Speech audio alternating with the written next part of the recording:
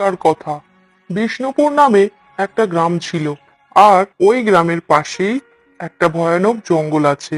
জঙ্গলে অনেক পশু পাখিও আছে।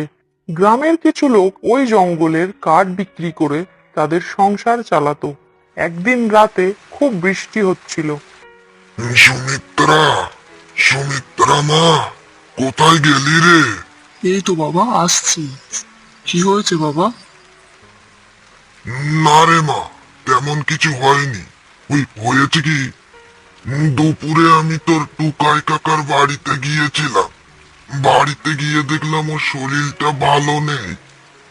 তাই ওকে আজকে আমি কাঠ কাটতে যেতে বারণ করেছি। তাই আজকে আমাকে একাই কাঠ কাটতে যেতে হবে রে। কিন্তু বাইরে তো খুব বৃষ্টি হচ্ছে, আর টুকাই কাকারও যখন শরীরটা ভালো নেই তখন থাক না বাবা, তুমি না হয় কালই যেও। সে কি রে মা, তা বললে হয় নাকি? তুই তো জানিস কাঠ কাটতে না গেলে যে আমাদের খাওয়া হবে না। আমি না হয় সারাদিন না খেয়ে থাকলেও তোকে তো আমি না খাইয়ে রাখতে পারবো না। তোর মা চলে যাওয়ার পর থেকে তোকে তো আমি সেইভাবে কিছুই দিতে পারিনি, শুধু খাওয়া পড়াটাই দিয়েছি। আর এখন যদি সারাদিন কিছু না খাস তাহলে যে তোর অনেক কষ্ট হবে। না না মা, আমি এমনটা করতে পারবো না। বাবা আমি পারবো, তুমি শুধু শুধু চিন্তা করছো, আমার কোনো কষ্ট হবে না।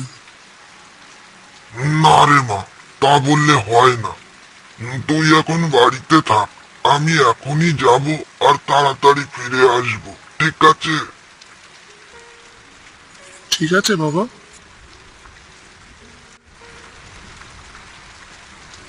এই বলে সুমিত্রার বাবা বৃষ্টির মধ্যে বেরিয়ে পড়ল কাঠ কাটতে।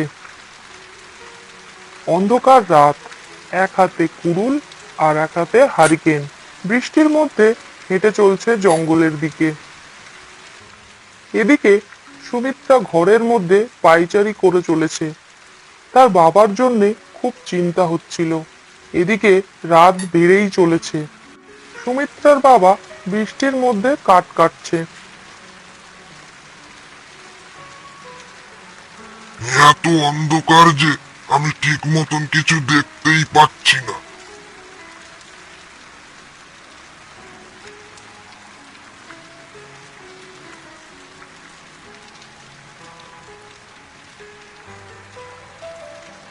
ইয়ে কি, দূরে ওটা কি?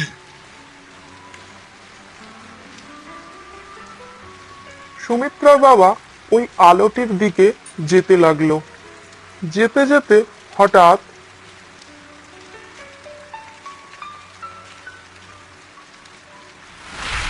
বাবা তো বাড়ি থেকে গেছে অনেকক্ষণ, কিন্তু এখনো তো বাড়িতে ফিরে আসছে না। আর একটু অপেক্ষা করে দেখি। সুমিত্রা অপেক্ষা করতে লাগলো, কিন্তু রাত বেড়েই চলেছে, আর বাইরে বৃষ্টিটাও থামছে না। হঠাৎই সুমিত্রা বলে উঠল, না না, আমার আর অপেক্ষা করাটা ঠিক হবে না। কিন্তু আমি এখন কি বা করব? কাকার কাছে গিয়ে আমার সবটা জানাতে হবে। এই বলে সুমিত্রা তার কাকার বাড়ির দিকে রওনা হলো। বৃষ্টির মধ্যে সুমিত্রা হেঁটে চলেছে। চারিদিকে অন্ধকার হয়ে আছে, কিন্তু সুমিত্রার কোনো ভয় করছে না, কারণ সুমিত্রা তার বাবাকে খুবই ভালোবাসে।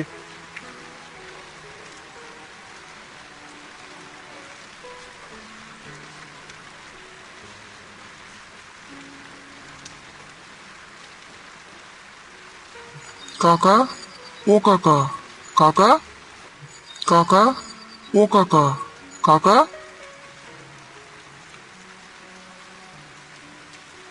কে? সুমিত্রা, তা এত রাতে এখানে কেন এলি? কিছু কি হয়েছে? এই দেখো, আবার কাঁদে। কি হয়েছে বল আমাকে। বাবা সেই সন্ধ্যেবেলা জঙ্গলে কাঠ কাটতে গেছে, কিন্তু এখনো যে বাড়ি ফিরে আসেনি। হ্যাঁ, এখনো বাড়ি ফিরিনি? তুই বারণ করতে পারিসনি? আমি বারণ করেছিলাম, কিন্তু আমার কথা শোনেনি। বুঝলাম। আর দেরি করলে হবে না, আমাকে এখনই জঙ্গলে যেতে হবে। আমিও যাব তোমার সাথে কাকা। তারপর তারা রওনা হলো জঙ্গলের দিকে। এদিকে রাতও অনেক হয়েছে, তার উপর বৃষ্টিটা থামার নামও নিচ্ছে না। একটু সামনে যেতে না যেতেই সুমিত্রা দেখলো ওই দেখো, সামনে একটা হারিকেন পড়ে আছে। হ্যারিকেনটা দেখে সুমিত্রার মনে একটু ভয় লাগতে শুরু হলো। তার মন যেন বলে উঠল যে তার বাবার হয়তো কোনো ক্ষতি হয়েছে। কাকা, বাবার কিছু হয়নি তো? আরে না রে মা, কিছুই হবে না। আবার তারা হাঁটতে লাগলো।